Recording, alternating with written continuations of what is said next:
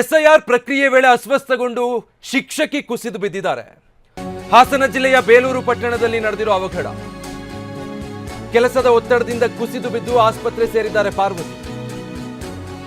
ಅನಾರೋಗ್ಯ ಪೀಡಿತಳು ಅಂತ ಹೇಳಿದ್ರು ಕೂಡ ಗಣತಿಗೆ ನೇಮಕ ಮಾಡಿದ್ರು. ಇನ್ನು ಕೆಲವೇ ತಿಂಗಳಲ್ಲಿ ನಿವೃತ್ತಿ ಹೊಂದಲಿದ್ರು ಶಿಕ್ಷಕಿ ಪಾರ್ವತಿಯವರು. ಆದ್ರೆ ಈಗ ಅವರಿಗೆ ಅನಾರೋಗ್ಯ ಬೇರೆ ಇತ್ತು. ಮನೆ ಮನೆಗೆ ತೆರಳಿ ಸುಸ್ತಾಗಿದ್ದಾರಂತೆ. ಸೊ ಹೀಗೆ ಪ್ರಕ್ರಿಯೆಯಲ್ಲಿ ಪಾಲ್ಗೊಂಡಿದ್ದಾಗಲೇ ಕುಸಿದು ಬಿದ್ದಿದ್ದಾರೆ. ಅಧಿಕಾರಿಗಳಿಗೆ ಮನವಿ ಮಾಡಿದ್ರು ಕೂಡ ಕೇಳಿಲ್ಲ ಅಂತ ಆರೋಪಿಸ್ತಿದ್ದಾರೆ. ಈಗ ವೈದ್ಯರು ಒಂದು ವಾರ ವಿಶ್ರಾಂತಿ ಹೇಳಿದ್ದಾರೆ ಅಂತ ಶಿಕ್ಷಕಿ ಅವರ ಅಸಹಾಯಕತೆ ಅಳಲು ತೋಡ್ಕೊಂಡಿದ್ದಾರೆ. ಎಸ್ಐಆರ್ ಪ್ರಕ್ರಿಯೆಯಲ್ಲಿ ಭಾಗಿಯಾಗಬೇಕು ಅಂತ ನೇಮಕ ಮಾಡಿದ್ರಂತೆ. ಸೊ ಸರ್ವೆಯಲ್ಲಿ ಮನೆ ಮನೆಗೆ ಹೋಗ್ಬೇಕಲ್ಲ, ಆ ರೀತಿ ಹೋಗುವಾಗ ಅಸ್ವಸ್ಥಗೊಂಡು ಕುಸಿದು ಬಿದ್ದಿದ್ದಾರೆ. ಹಾಸನ ಜಿಲ್ಲೆ ಬೇಲೂರಲ್ಲಿ ನಡೆದಿರುವಂಥ ಘಟನೆ ಇದು. ಕೆಲಸದ ಒತ್ತಡ ಹೆಚ್ಚಾಗಿದೆ, ಜೊತೆಗೆ ಅನಾರೋಗ್ಯ ಇದಕ್ಕೆ ಕಾರಣ ಅಂತ. ಜಾಸ್ತಿ ಇರುತ್ತೆ ಅಂತ ನಮ್ಮ ಸಂಬಂಧಪಟ್ಟಂತ ಅಧಿಕಾರಿಗಳಿಗೆ ಎಲ್ರಿಗೂ ಸಹಿತ ಮನವಿ ಸಲ್ಲಿಸಿದ್ರು ಸಹಿತ ಬಿಟ್ಟಿರಲಿಲ್ಲ.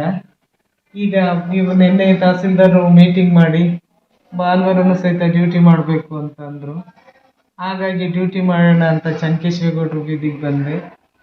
ಅಲ್ಲಿ SIR ಮಾಡ್ತಿರುವಂಥ ಸಂದರ್ಭದಲ್ಲಿ ಏನಾಯಿತು ಎಂತಾಯಿತೋ ಗೊತ್ತಿಲ್ಲ, ಒತ್ತಡಕ್ಕೆ ಹಂಗಾಯಿತು ಅಂತ ಗೊತ್ತಿಲ್ಲ. ಒಟ್ಟಾರೆ ತಲೆ ಸುತ್ತಿ ಅಲ್ಲೇ ತಲೆ ಸುತ್ತಿ ಬಿದ್ದೆ ನಾನು. ಅವರು ಡೀಟೇಲ್ಸ್ ಕೊಡ್ತಾರೆ ನಮ್ಮ ಹಾಸನ್ ಪ್ರತಿನಿಧಿ ಮಂಜುನಾಥ್. ಈಗ ಶಿಕ್ಷಕಿ ಅಸ್ವಸ್ಥಗೊಂಡು ಆಸ್ಪತ್ರೆ ಸೇರಿದ್ದಾರೆ. ಅವ್ರು ಮಾಡ್ತಾ ಇರೋದು ಕೆಲಸದ ಒತ್ತಡದ ಆರೋಪ. ವೈದ್ಯರು ಏನು ಹೇಳ್ತಿದ್ದಾರೆ? ಹೌದಾ, ಅವ್ರಿಗೆ ಅನಾರೋಗ್ಯ ಇದ್ದು ರಿಕ್ವೆಸ್ಟ್ ಮಾಡಿಕೊಂಡ್ರು ಡ್ಯೂಟಿಗೆ ಹಾಕಿದ್ದೆ ಇದಕ್ಕೆ ಕಾರಣ ಆಯಿತು ಅಂತನಾ?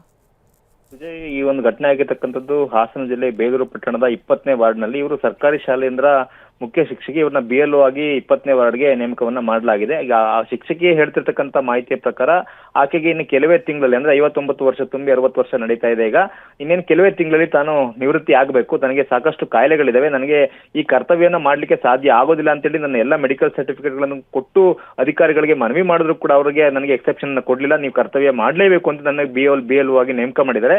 ಜೊತೆಗೆ ನಿನ್ನೆ ಸಭೆಯನ್ನ ಮಾಡಿ ಭಾನುವಾರ ಕೂಡ ನೀವು ಡ್ಯೂಟಿ ಮಾಡಬೇಕು ಅಂತೇಳಿ ಒತ್ತಡ ಹಾಕಿದ್ರು. ಅದರಿಂದಾಗಿ ಇವತ್ತು ನಾನು ಕರ್ತವ್ಯ ಮಾಡ್ಲಿಕ್ಕೆ ಹೋದ ಸಂದರ್ಭದಲ್ಲಿ ಮನೆ ಮನೆಗೆ ತೆರಳಿರ್ತಕ್ಕಂಥ ವೇಳೆಯಲ್ಲಿ ಆಕೆ ಕುಸ್ತು ಬಿದ್ದಿದ್ದಾರೆ. ತಕ್ಷಣ ಅಲ್ಲಿದ್ದಂತ ಸ್ಥಳೀಯರು ಆಕೆಯನ್ನ ಆರೈಕೆ ಮಾಡಿ ಕೂಡಲೇ ಅಲ್ಲಿನ ತಾಲೂಕು ಆಸ್ಪತ್ರೆಗೆ ದಾಖಲು ಮಾಡಿದ್ದಾರೆ. ಸೊ ಆಕೆ ಹೇಳ್ಕೊಡ್ತಕ್ಕಂಥ ಮಾಹಿತಿ ಪ್ರಕಾರ ಶಿಕ್ಷಕಿ ಪಾರ್ವತಿ ಅವರು ಈಗೊಂದು ಕೆಲಸ ಮಾಡ್ಲಿಕ್ಕೆ ಆಗೋದಿಲ್ಲ ತನಗೆ ಅಂತೇಳಿ ಮನವಿ ಮಾಡಿದ್ರು ಕೂಡ ಅಧಿಕಾರಿಗಳು ಕೇಳಿಲ್ಲ. ಅವ್ರನ್ನ BLO ಆಗಿ ನೇಮಕ ಮಾಡಿದ್ದಾರೆ. ಅವ್ರಿಗೆ ಆ ಕೆಲಸ ಮಾಡ್ಲಿಕ್ಕೆ ಆಗದಲ್ಲೇ ಒತ್ತಡದಿಂದಾಗಿ ಇಂಥ ಒಂದು ಘಟನೆ ಆಗಿದೆ ಅಂತಕ್ಕಂಥ ಮಾತು ಕೇಳಿ ಬರ್ತಿದೆ. ಇದೇ ಬೇಲೂರಿನಲ್ಲಿ ನಿನ್ನೆ ಏನು ಒಂದು ಕಡೆ ಮನೆ ಮನೆಗೆ ತೆರಳದಲ್ಲೇ ಒಂದೇ ಕಡೆ ಕೂರಿಸ್ಕೊಂಡು ಎಲ್ಲರಿಗೂ ಕೂಡ ಒಂದು SIR ಪ್ರಕ್ರಿಯೆ ಮಾಡ್ಲಾಗ್ತದೆ ಅಂತಕ್ಕಂಥ ಆರೋಪ ಕೇಳಿ ಬಂದಿತ್ತು. ಆ ಹಿನ್ನೆಲೆಯಲ್ಲಿ ಅಧಿಕಾರಿಗಳು ಒಂದಷ್ಟು ಕ್ರಮವನ್ನು ತೆಗೆದುಕೊಂಡಿದ್ದಾರೆ. ಆದ್ರೆ ಮನೆ ಮನೆಗೆ ತೆರಳಲಿಕ್ಕೆ ಯಾರನ್ನ ನೇಮಕ ಮಾಡಬೇಕು, ಆರೋಗ್ಯವಂತ ಸಿಬ್ಬಂದಿಯನ್ನು ನೇಮಕ ಮಾಡಬೇಕಾಗಿತ್ತು. ಆದ್ರೆ ಎಲ್ಲೋ ಒಂದು ಕಡೆ ಅಧಿಕಾರಿಗಳು ನಿರ್ಲಕ್ಷ್ಯ ವಹಿಸಿದ್ರು ಅಂತಕ್ಕಂಥ ಮಾತಿಗ ಅಂತಕ್ಕಂಥ ಒಂದು ಅನುಮಾನ ಸಹಜವಾಗಿ ಮೂಡುತ್ತೆ.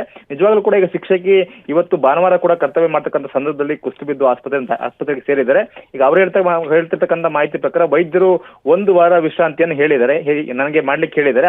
ಆದ್ರೆ ಈಗ ನಾಳೆ ನಾನು ಹೇಗೆ ಕರ್ತವ್ಯ ಮಾಡ್ಲಿ, ಮನೆ ಮನೆಗೆ ಹೋಗ್ಲಿಕ್ಕೆ ನನಗೆ ಆಗೋದಿಲ್ಲ, ಹಾಗಾಗಿ ನನಗೆ ವಿನಾಯಿತಿಯನ್ನು ಕೊಡಬೇಕು ಅಂತಕ್ಕಂಥ ಮನವಿಯನ್ನು ಕೂಡ ಶಿಕ್ಷಕಿ ಮಾಡ್ಕೊಳ್ತಾ ಇದ್ದಾರೆ. Vijay, thank you Manjunath.